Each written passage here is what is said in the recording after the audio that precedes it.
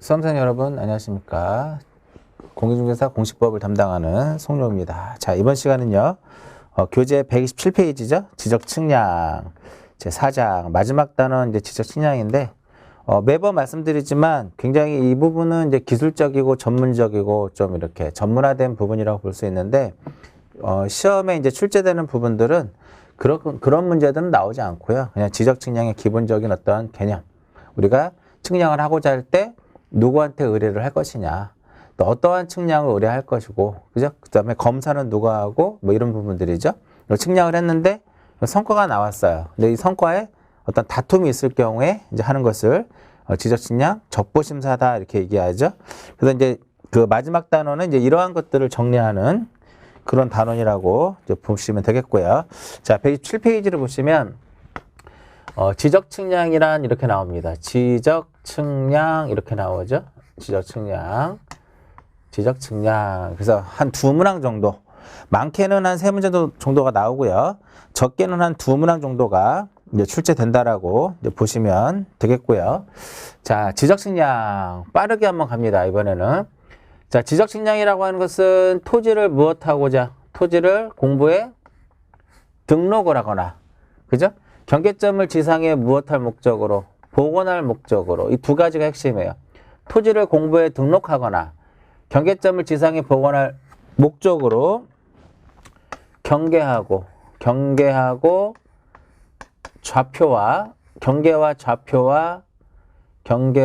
좌표와 면적을 정하는 측량을 말하며 이렇게 되는 거죠.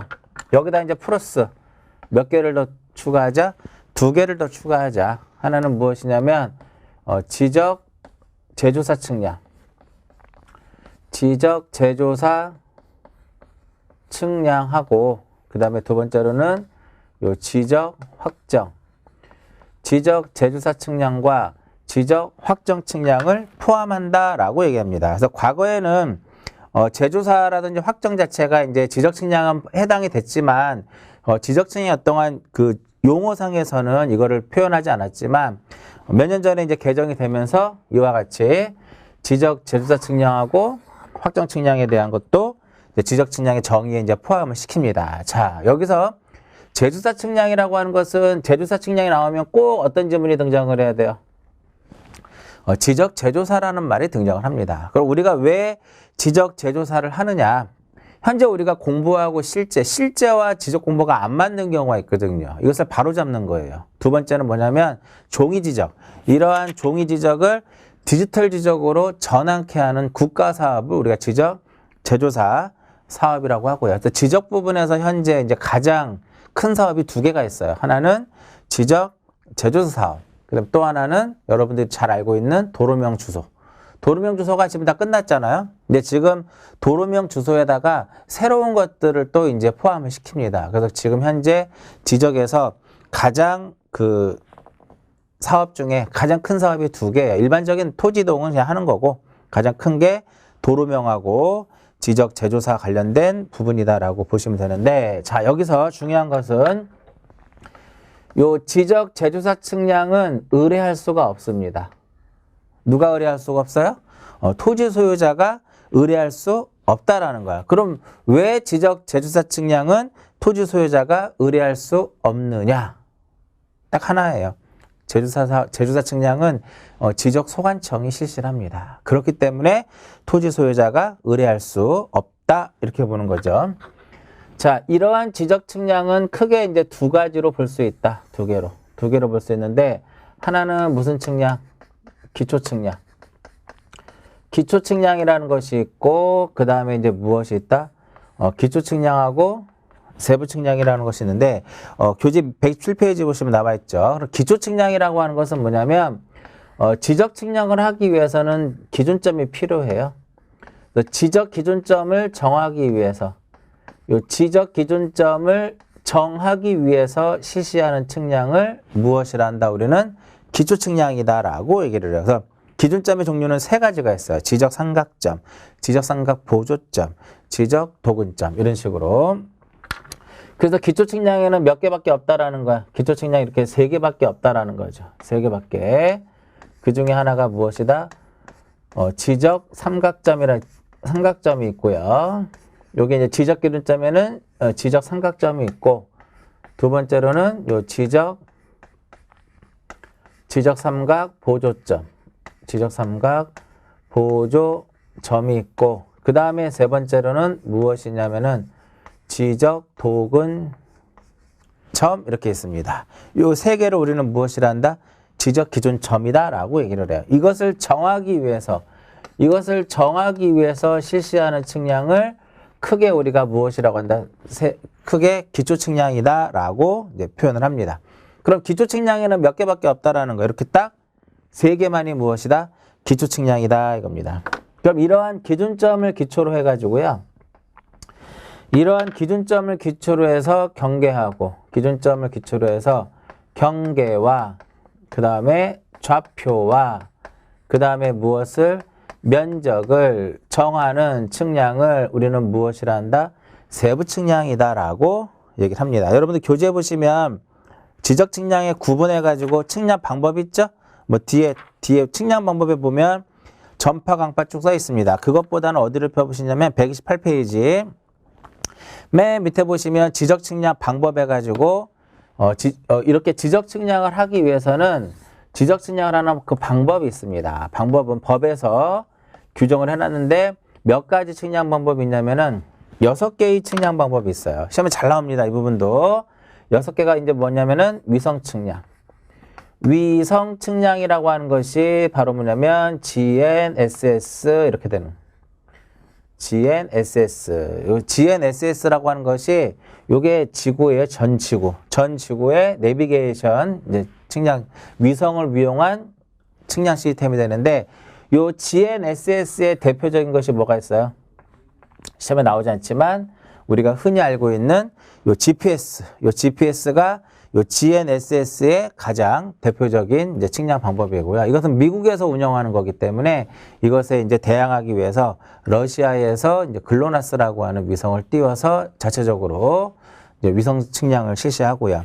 EU에서는 갈릴레오라고 하는 그 위성을 띄워서 역시 EU 자체에서도 독자적으로 위치를 결정을 하고 있고요. 뭐 중국이라든지 일본이라든지 인도라든지 전 세계에서 각각 자기들만의 어떤 위성을 띄워서 위치를 결정하는 그런 개념인데 위성을 이용한 위치 결정 시스템, 이게 위성 측량의 개념이고요. 그냥 위성 측량이라만 보시면 돼요. 위성 측량이 있고 그 다음에 사진 측량. 우리가 사진 측량을 가지고 대표적으로 사용하는 것이 우리가 지금 현재 여러분 잘 알고 있는 지용도 제작. 지용도 제작은 거의 대부분 사진 측량을 통해서 이루어지는 거고요. 그 다음에 거리 재는 측량기가 있어요. 거리 재는 거. 전파 또는 광파거리 측정. 또 골프 치시는 분들은 우리가 보면 그 골프 치시는 분들은 레이저 거리 측정기가 있잖아요. 이 광파가 레이저를 이용을 해서 거리를 재는 거거든요. 그 다음에 각을 측정하는 기계가 있어요. 각을 측정하는 것을 무엇이라고 하냐면 경위라고 합니다. 경위. 그 다음에 기타적으로 이제 평판 측량이 있고 그 다음에 무엇이 있다? 평판 측량이 있고 전자 평판 측량 이렇게 6개만을 가지고 무엇을 할 수 있다? 우리는 지적 측량을 할 수 있다라는 거야. 이거 외에는 다른 거는 절대적으로 사용을 할 수는 없습니다. 요 정도만 6개만을 가지고 할 수 있는데 참고적으로 이제 수준 측량이라는 것이 있어요. 이 수준 측량이라고 하는 것은 H 재는 거거든요. 높이 측정하는 거거든요. 근데 지적에서의 가장 주는 이 지적은 XY를 결정하는 거예요. XY를 결정하는 거기 때문에 지적에서는 뭐를 하지 않는다?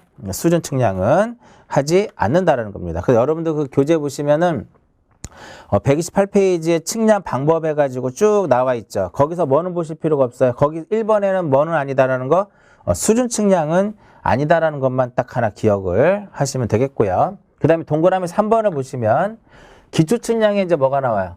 요 기초 측량의 순서가 나옵니다. 기초 측량 순서. 요 기초 측량의 순서는 제가 기본 이론 할 때도 뭐 생각하시라? 남이섬을 생각하자. 계획, 준비, 답사, 선점, 조표, 관측, 계산, 정리. 요게 이제 측량의 순서거든요. 이러한 순서에 의해서 우리가 기준점 측량을 하도록 되어 있어요. 근데 여러분들은 그냥 계획, 준비, 답사, 선점, 조표, 관측, 계산, 정리, 순위, 군화 이렇게만 딱 기억하시면 되고요. 동그라미 2번하고 동그라미 4번은 그냥 읽어보시면 될 것 같아요. 자, 그다음 그 위에 보시면 이제 보충학습. 굉장히 중요한 부분 중에 하나입니다. 거기에 뭐가 써져 있는 거예요? 자, 법제 23조 1항. 1항에 1호부터 몇 호까지 있어요? 1호부터 5호까지가 있는데 1호부터 5호까지는 전부 다 이게 지적 측량의 바로 뭐야? 지적 측량의 어떠한 종류, 지적 측량 어떠한 실시 대상 이렇게 보시면 되겠고요. 자, 1호에 뭐라고 쓰여 있어요? 요게 1호야. 1호. 지적 기준점을 정하기 위한 측량이더라 이겁니다. 요게 첫 번째. 그다음에 두 번째, 지적 측량 성과를 검사하는 경우. 자, 기초 측량을 하든 세부 측량을 하든 거기서 이제 뭐가 나와요? 측량을 하게 되면 그 측량 성과가 나오거든. 그럼 이 측량 성과가 나오면 이것을 무엇 해야 돼요? 검사를 해야 돼. 그때 이제 하는 게 바로 무슨 측량? 검사 측량이다 이겁니다. 검사 측량. 네, 하나 이제 더 보시면 검사받지 않는 거 있죠? 몇 개? 2개. 좀 이따 다시 나와요. 경계보건 측량하고 요 지적 현황 측량은 검사를 받는다 안 받는다? 안 받는다. 그럼 왜 경계보건 측량하고 지적 현황 측량은 왜 검사를 받지 않느냐? 지적 공부를 정리하지 않기 때문이다 이겁니다. 자, 그래서 또 중요한 거 잘 이해하셔야 되죠. 수업하는 거를. 제조사 측량하고 검사 측량은 의뢰할 수 없습니다. 그 제조사는 의뢰할 수 없는 이유를 설명해 드렸고요. 왜? 소관청이 하기 때문에. 그럼 왜 검사 측량은 의뢰가 안 되냐면은 검사 측량은 토지 소유자가 의뢰하는 것이 아니라 수행자가 토지 소유자로부터 의뢰를 받아가지고 측량을 하게 되면 그 측량 성과의 어떠한 측량 성과가 제대로 된 것인지 잘못된 것인지를 소관청에게 우리가 검사를 받도록 되어 있거든요. 성과를. 따라서 검사 측량도 토지 소유자가 무엇할 수 없다? 의뢰할 수 없다. 이렇게 보는 거고요. 그 다음 3번에 뭐라고 써있냐면은 다음에 이렇게 해당하는 경우 이렇게 나와 있습니다. 다음에 해당하는 경우가 있는데 세부 측량의 이제 대표적인 것이 이제 뭐가 있냐면은 세부 측량의 대표적인 것이 토지에 무엇이 있을 때, 토지에 이동이 있을 때 이제 세부 측량 대상인데 토지가 이동이 되면 무엇을 할까요? 토지가 이동이 되면 조사 또는 무엇을 한다? 조사 또는 측량을 한다 이겁니다. 조사 시험에 잘 나오죠? 왜? 측량 대상이 아니기 때문에. 그럼 조사에는 어떤 것들이 있느냐? 조사에는 합병이라든지 그 다음에 지목을 변경하는 지목 변경 이렇게 되는 거고요. 자, 측량의 대표적인 게 뭐가 있을까요? 토지동에서 신규 등록, 전환, 분할, 축척, 변경, 등록 사항의 정정, 등록 사항의 정정, 그 다음에 도시개발 사업. 도시개발 사업을 하게 되면 여기서 이제 하나 기억할 것이 뭐냐면은 도시개발 사업을 하게 되면 토지의 표시를 새롭게 이제 확정을 합니다. 토지의 표시를 새로 확정하기 때문에 그때 이제 측량의 개념이 바로 뭐냐면 지적 확정 측량이다 이렇게 보는 거고요. 그 다음에 진짜 중요한 게 하나 있습니다.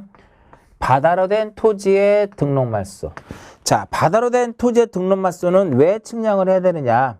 바다로 된 토지의 등록 말소는 왜 측량을 해야 되냐면은 최대 만조위선이 어디인지를 우리가 확인할 필요가 있거든요. 그래서 우리가 바다로 된 토지의 등록 말소를 할 때도 측량 대상이다. 자, 요게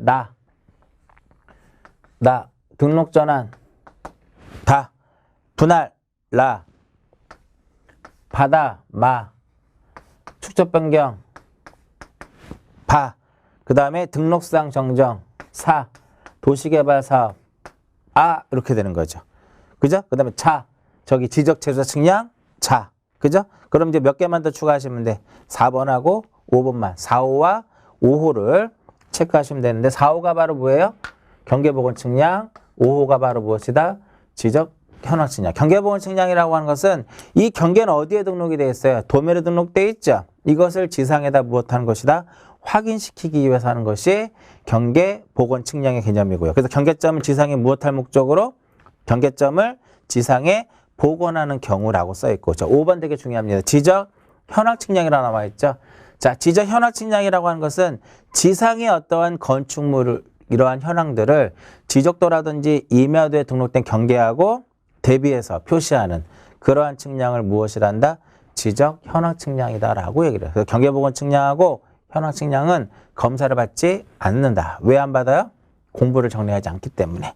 그렇게 기억을 하시면 되겠고 129페이지에 지적 기준점이 나옵니다. 자, 이렇게 지적 기준점에는 이렇게 몇 개가 있어요? 3개가 있죠. 지적 삼각점이 있고 지적 삼각 보조점이 있고 지적 도근점이 있더라 이겁니다. 자, 시험에 나온 것만, 그러니까 여러분들이 지적 삼각점이란, 지적 삼각 보조점이란, 그 다음에 지적 도근점이란, 이거는 사실은 그 개념은 모르셔도 상관없어요. 그러니까 3개의 핵심은 바로 뭐냐면 지적은 우리 XY를 결정하는 것, 수평위치를 결정하는 거기 때문에 삼각점이라든지 지적 삼각 보조점이라든지 지적 도근점 자체가 거기 공통으로 써 있는 게 바로 뭐냐면 지적 측량 시 수평위치 측량의 기준으로 사용하기 위해서 이렇게 써 있단 말이죠. 한 번씩 그냥 읽어보시면 되겠고 의의만 잘 기억하시면 돼.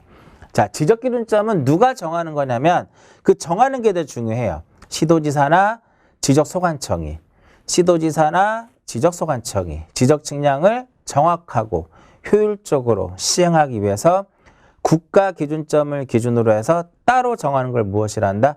지적 기준점이다 라고 얘기를 해요. 다음 페이지 봅니다. 자, 그럼 이 기준점을 누가 설치하고 관리하느냐? 자, 의의에서 이제 찾을 수가 있는데, 의의에서 찾을 수 있는데, 기준점을 정하는 사람이 무엇 할 수 있다? 이러한 기준점을 설치하고 관리할 수 있습니다. 그 누가 기준점을 정하도록 돼서 지적 기준점을 시도지사. 시도지사나 누가 돼요? 시도지사나 지적소관청이 지적기준점을 정하기 때문에 이러한 기준점을 설치하고 관리하는 사람도 누가 된다? 지적소관청이더라 이겁니다. 맨 위에 보시면 시도지사 또는 지적소관청이 돼요. 시도지사 또는 지적소관청은 지적기준점을 설치, 이전, 복구, 철거, 폐기할 때 그 사실을 무엇한다? 고시를 해야 된다. 고시는 이제 공부 또는 인터넷 홈페이지에다 하고요. 그 다음에 관리도 마찬가지로 이제 소관청이 하도록 되어 있고 읽어보시고요. 자, 성과관리 봅니다. 설치를 하게 되면 성과가 나온단 말이죠. 이 성과를 관리하는 경우는 성과관리는 누가 하냐면 여기서부터 이제 시험에 나온 거죠. 몇 년 전에 여기서부터 여기까지가 이제 공인중개사 시험에 이제 출제됐었던 문제인데 지적 삼각점 같은 경우는 그 성과를 누가 관리를 해요? 지적 삼각점의 경우는 성과를 시도지사가 관리하고 보조하고 도구는 그 성과를 누가 관리하냐면은 지적소관청이 관리합니다. 지적소관청이 보조하고 도구는 지적소관청이 성과를 무엇한다? 관리하더라 이겁니다. 그 다음에 1번에 보면 나와 있죠. 그 다음에 이제 2번에 보시면 지적기준점 성과의 열람 및 등본 볼게요. 자, 등본이라든지 열람은 누구한테 신청을 하느냐? 얘는 그대로 변함이 없어요. 보조하고 도구는 지적소관청이 하는데 지적 삼각점의 경우에는 등본 열람을 기존에는 시도지사에게만 신청을 했었는데 여기에 누구도 포함이 된다? 지적소관청도 여기에 포함을 시켰더라 이겁니다. 요거 기억하시면 돼요. 그러면 등본 열람은요, 누구한테는 할 수 없을까요? 등본 열람은 지적 측량 수행자에게는 등본이라든 열람을 신청할 수 있다, 없다? 없다. 근데 신청할 수 있다라고 해서 한번 시험에 이제 출제가 됐었습니다. 그래서 그 동그라미 1번, 그러니까 기준점 성과 열람 및 등본의 1, 2, 3 전부 다 이렇게 다 표현을 해 놓은 겁니다. 읽어보시고요. 자, 그 위에 지적기준점 성과의 관리에 동그라미 2번하고 3번을 설명해 드릴게요. 자, 이렇게 땅이 있으면 여기다 이렇게 기준점을 콘크리트 표속으로 해서 이렇게 설치를 합니다. 이것을 우리가 일명 지적 삼각점이라고 가정을 하게 되면 여러분들이 이제 등산을 가시는 분들은 이러한 지적 삼각점을 자주 볼 수가 있을 거예요. 일반적으로 가장 많이 볼 수 있는 것은 뭐야? 걸어 다니면 눈에 밟히는 게 하나 있죠? 그게 바로 뭐다? 지적 도근점입니다. 도근점은 뭐 무지하게 걸어 다니다 보면 상당히 많죠. 자, 이 지적 삼각점을 누가 지적삼각점을 지적소관청이 무엇할 수 있어요? 설치할 수 있다 이겁니다. 설치하거나 변경할 수도 있고요. 변경할 수도 있고 그 다음에 두 번째로 지진이 일어났어. 지진이 일어나가지고 요 기준점이 이렇게 기울어졌더라 이겁니다. 그러면 성과를 어떻게 해야 돼? 지형지물의 변동이 있어가지고 그러면 성과를 무엇해라? 성과가 다르게 됐을 때는 지체 성과를 무엇한다? 수정합니다. 여기서 이제 같이 이렇게 누구한테 통보를 한다? 시도지사에게. 시도지사에게 통보를 해야 된다 이겁니다. 왜 시도지사에게 통지를 해야 될까요? 성과 관리는 누가 하기 때문에 성과 관리는 시도지사가 하기 때문에 동그라미 2번, 동그라미 3번이에요. 지적소관청이 지적 무엇만을 삼각점을 설치하거나 변경했을 때 그리고 지형지물의 변동으로 인하여 지적 삼각점 성과가 다르게 됐을 때는 지체 없이 성과를 수정하고 그 사실을 누구에게? 시도지사에게 이를 통보해야 된다 이겁니다. 그 정도 보시고요. 자, 그 다음에 이제 의뢰 봅니다. 제 3절에 의뢰. 해마다 빠짐없이 나오는 문제가 바로 뭐냐면 지적측량 의뢰입니다. 거의 빠짐없이 나와요. 지적측량 의뢰. 요건 이제 간단하게 한번 설명할게요. 중요한 것만. 자, 지적측량 의뢰는 누구한테 할까요? 지적측량 의뢰는 누구한테 한다? 지적측량 수행자에게. 지적측량 수행자에게 합니다. 지적측량 의뢰는 토지 소유자라든지 이해관계에는 지적측량을 필요로 할 때는 그 지적측량을 의뢰를 합니다. 누구한테 의뢰요? 수행자. 그럼 수행자라 하면 누구를 나타낼까요? 여러분들이 흔히 알고 있는 옛날 명칭으로 따지면 대한지적공사. 근데 대한지적공사가 몇 년 전에, 2015년인가요? 한국국토정보공사로 명칭이 바뀌었죠? 한국국토정보공사.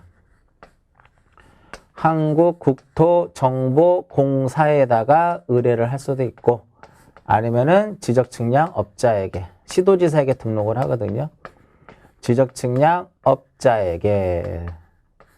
그래서 지적측량업자는 지적측량업을 하기 위해서 이제 등록을 하는 겁니다. 누구한테 등록을 하냐면은 시도지사에게 등록을 해요. 시도지사에게 지적측량업을 하겠다라고 등록을 딱 신청을 하게 되면 시도지사는 뭐 결격사유라든지 장비를 보유하고 있어야 되고요. 그 다음에 결격사유에 해당되면 안 되고 그 다음에 기술인력을 가지고 있으면 이제 등록증을 딱 교부합니다. 업을 할 수 있도록. 근데 한국국토정보공사는 별도의 등록을 하지 않고 지적측량업을 할 수가 있는 거죠.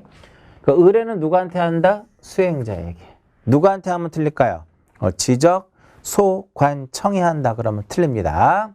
그러면 의뢰할 수 없는 거 두 가지 설명해드렸어요. 지적, 제조사 측량하고 검사 측량은 의뢰할 수 없더라 이겁니다.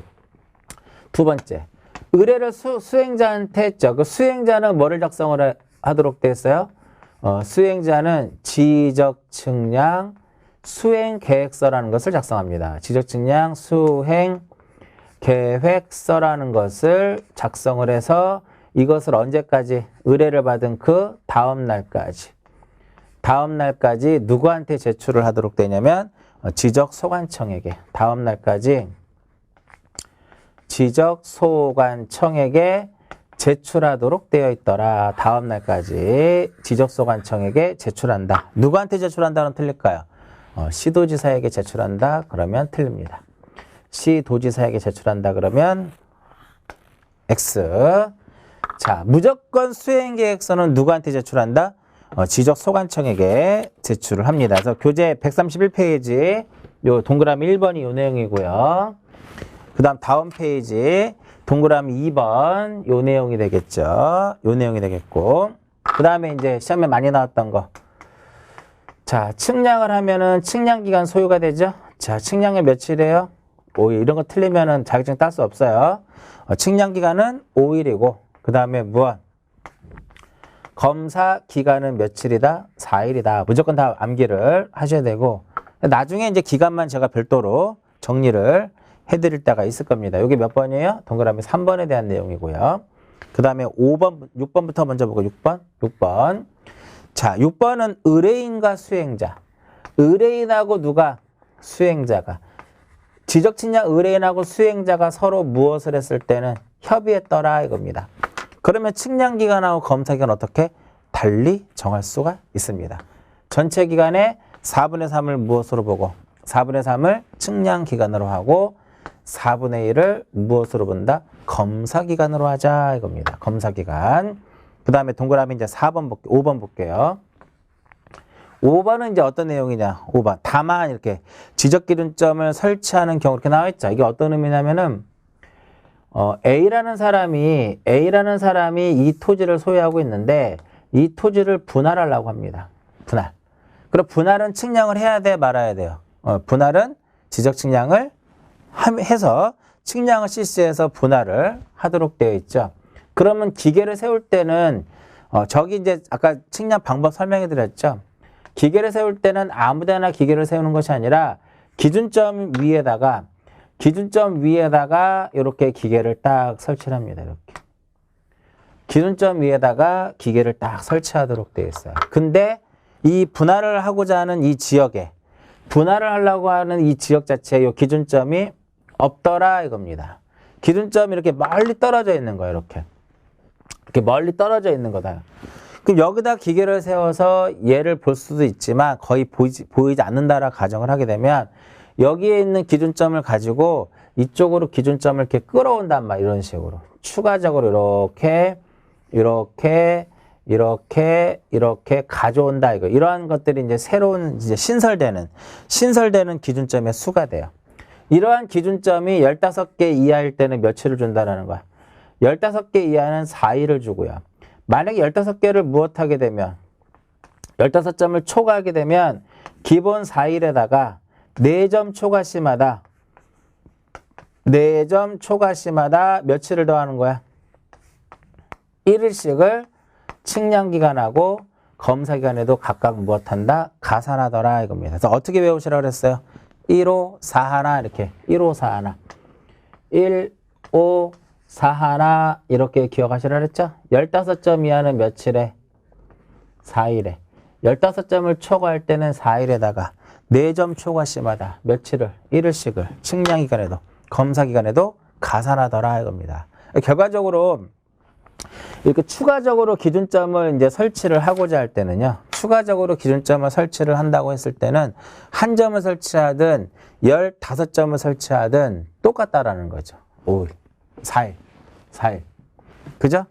이해하셨죠? 그럼 한 점을 설치하든 15점을 설치하든 똑같이 4일 준다 이거야. 16점부터 16, 17, 18, 19, 16점부터 19점, 4점까지마다 하루씩을 더하는 거니까 여기는 5일이 되고 여기도 며칠이 돼요? 5일이 된다 이겁니다. 그럼 만약에 24점을 설치한다. 그러면 제가 항상 말씀드리지만 나누기 무조건 얼마를 해요? 나누기 4를 하는 거야. 4,6에 얼마? 4,6에 24죠? 여기다 얼마를 더하는 거예요? 여기다 1을 더하자 이겁니다. 4,6에 24에다가 1을 더한다라고 보시면 돼요. 자, 그 다음에 이제 이들이 이제 측량을 하겠죠. 측량을 해서 이제 측량 성과를 무엇하는 거야? 측량을 하게 되면은 측량 성과를 무엇한다? 측량 성과를 결정하도록 되어 있더라 이겁니다. 요게 동그라미 이제 2번에 나와 있는 거죠. 뭐라고 써 있어요? 지적 측량 수행자는 무엇을 받으면 의뢰를 받으면 지적 측량을 실시를 해서 그 성과를 무엇해야 된다? 결정해야 된다. 그 성과 나왔죠? 이 성과에 대해서 이제 성과가 나오면 이 성과에 대해서 별도로 무엇을 받아야 돼? 검사를 받아야 된다 이겁니다. 검사 받지 않는 거 기억하시라 그랬죠? 몇 개? 딱 2개. 2개. 복편이 없다. 복편이 없다 이렇게 많이 외웁니다. 복편이 없다. 경계보건 측량하고 지적 현황 측량은 검사를 받지 않습니다. 요 경계 보건 측량하고 그 다음에 지적 현황 측량은 검사를 받지 않는다. 왜 검사를 받지 않느냐를 이해하시면 잘 까먹지 않겠죠. 왜 검사 안 받는다 그랬어요? 그 지적 공부를 정리하지 않기 때문에. 자, 요게 132페이지 맨 밑에 지적 측량 성과에 검사라고 써 있고요. 자, 오른쪽에 보시면 오른쪽이 이제 조금 이제 어려울 수 있는데 지적측량 성과의 검사 방법 및 절차 이렇게 나와 있는데 그 기억과 니은 한번 볼게요. 1번만 여러분들 보시면 돼. 1번에 다만부터 봅니다. 다만. 1번의 앞자리는 앞에는 뭐야? 소관청의 검사를 받아야 돼. 다만 지적소관청에게 검사를 받는데 다만 지적 삼각점 측량 성과와 그 다음에 지적 확정 측량 성과의 경우에는 다음의 구분에 따라서 검사를 받아야 한다라고 나오죠.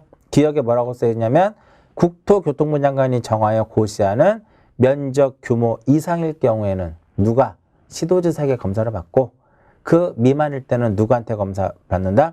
지적소관청에게 검사를 받는다. 그렇게만 기억을 하시고요. 그 다음에 이제 맨 밑에 보시면 성과도 작성 나오죠? 다음 페이지 보시면 성과도 작성 이렇게 3번 봅니다. 3번. 검사를 했어. 그러면 이제 검사를 하게 되면 뭐가 나와요? 측량 성과도가 나옵니다. 측량 성과도가 나오는데 이 측량 성과도는 누가 발급을 하는 거냐면은 지적소관청이 발급을 합니다. 누가 발급을 해요? 무조건 측량 성과도는 지적소관청이 누구한테 교부를 해주느냐? 지적측량 수행자에게.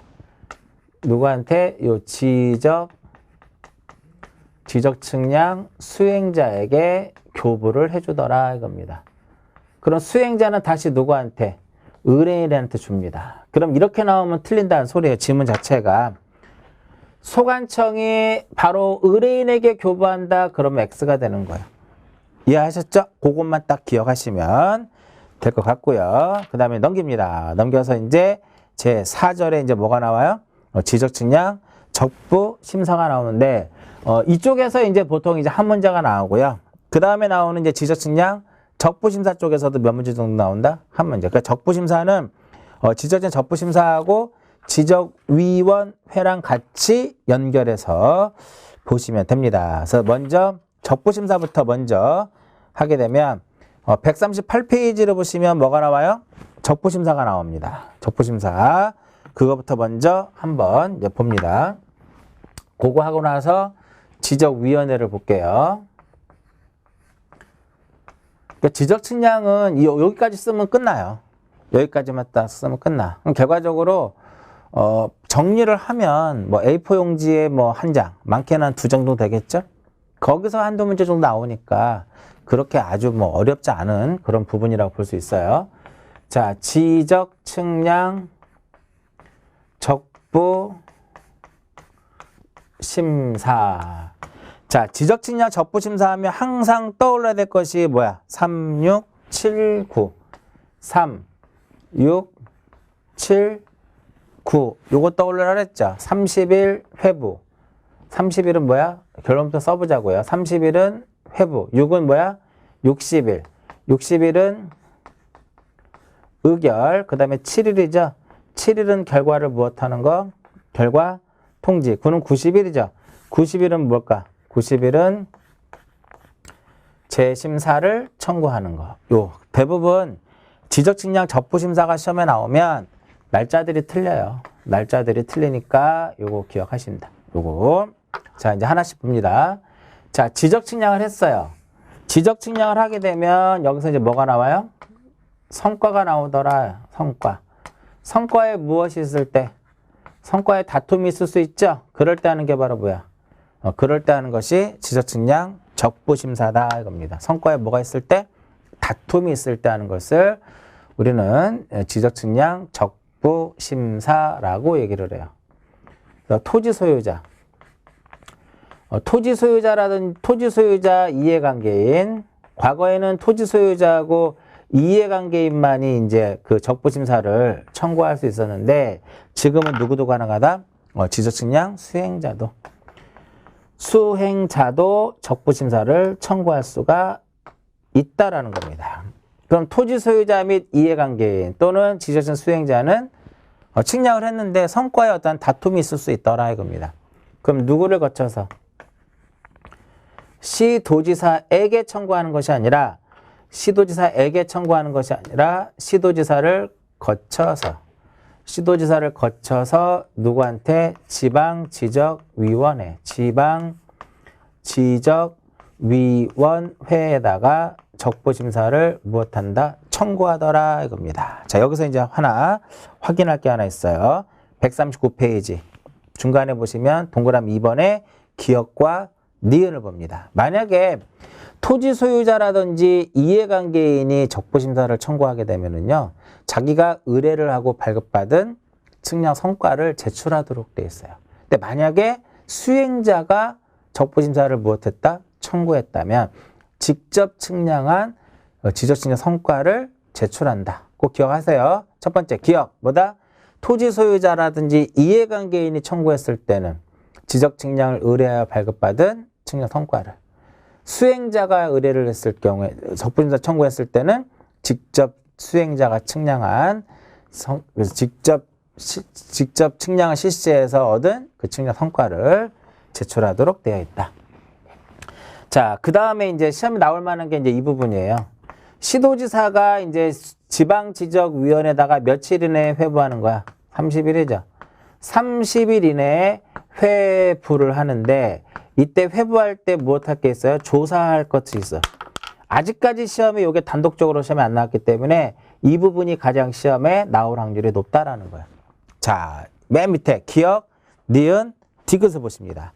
자, 지적측량 성과라, 지적측량의 경위 및 그 다음에 성과, 그 다음에 해당 토지의 이동 및 소유권의 변동 영역, 세 번째로 해당 토지 주변의 측량 기준점, 경계, 주요 구조물 등 현황 실측도. 니은을 조심하세요.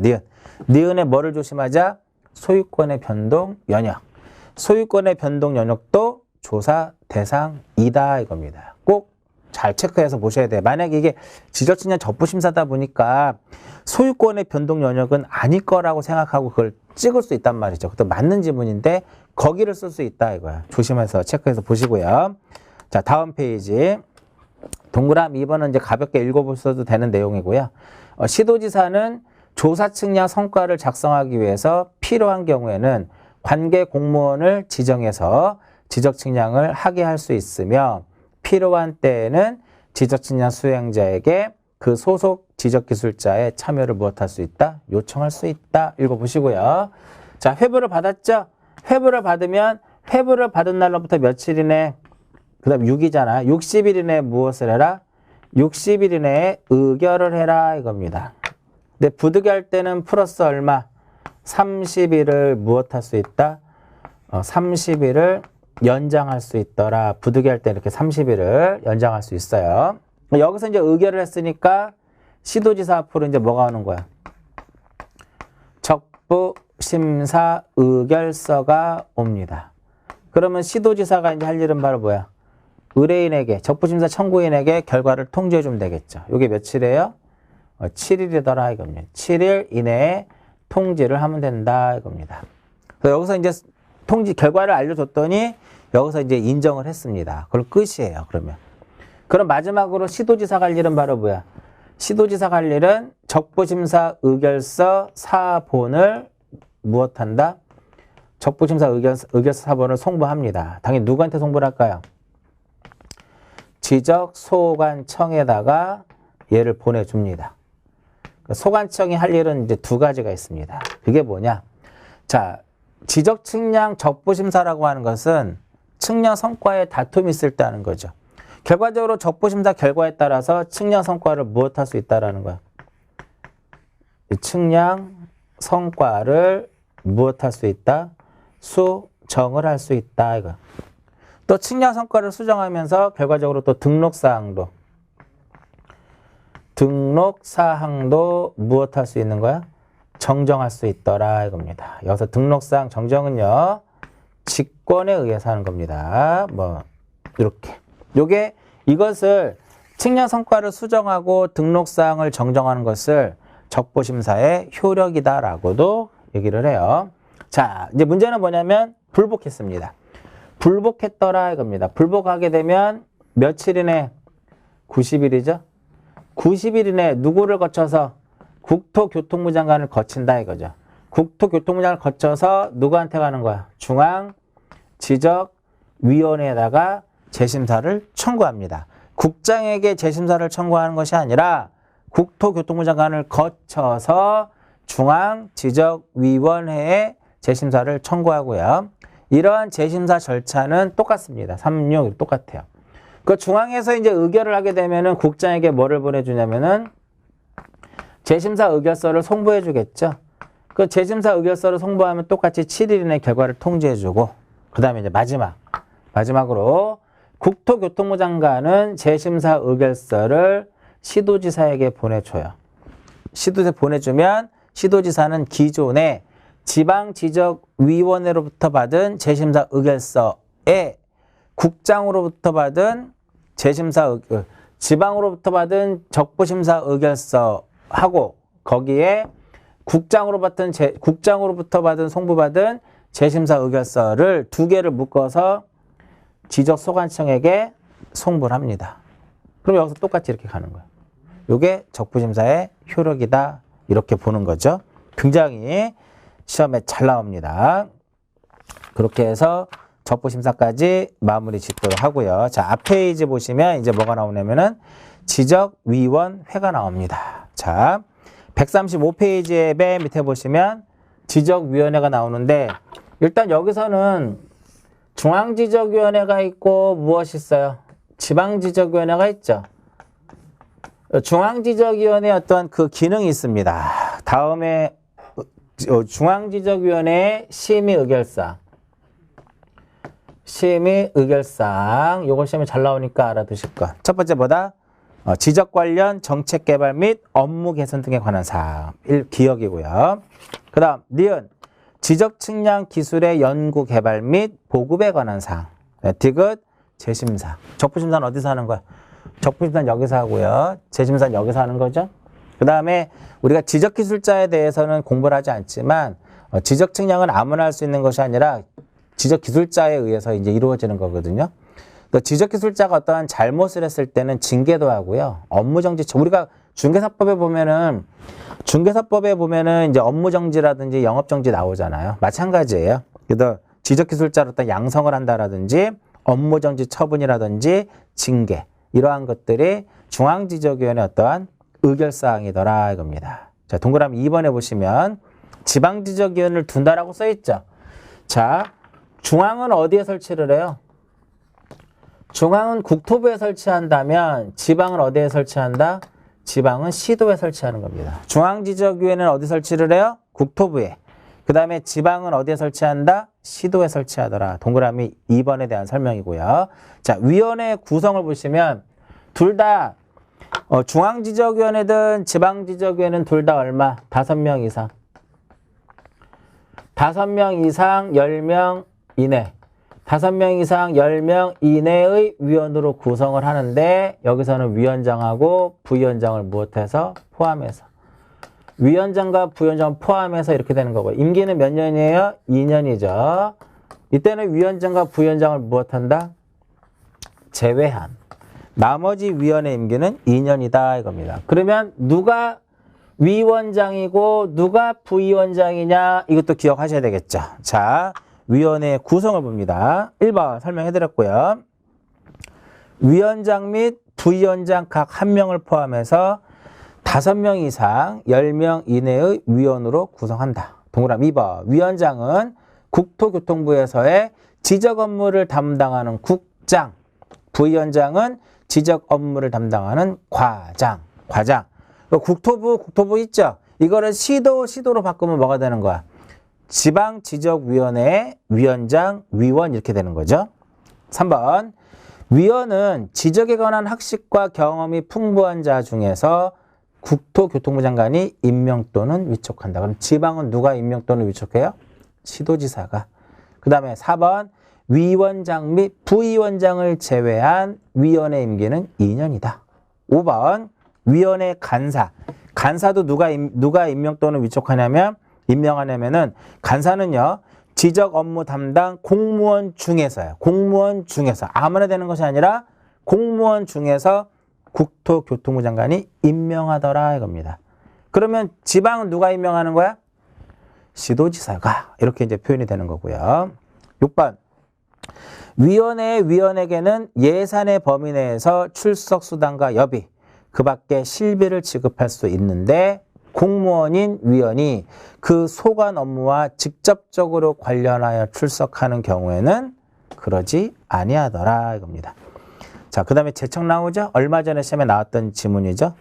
위원의 어떤 제척. 그러니까 제척 사유를 두는 이유는 뭐냐면 어떤 적부심사에 의결을 하는 데 있어서 공정성을 기하기 위해서 이렇게 제척한다 이거죠.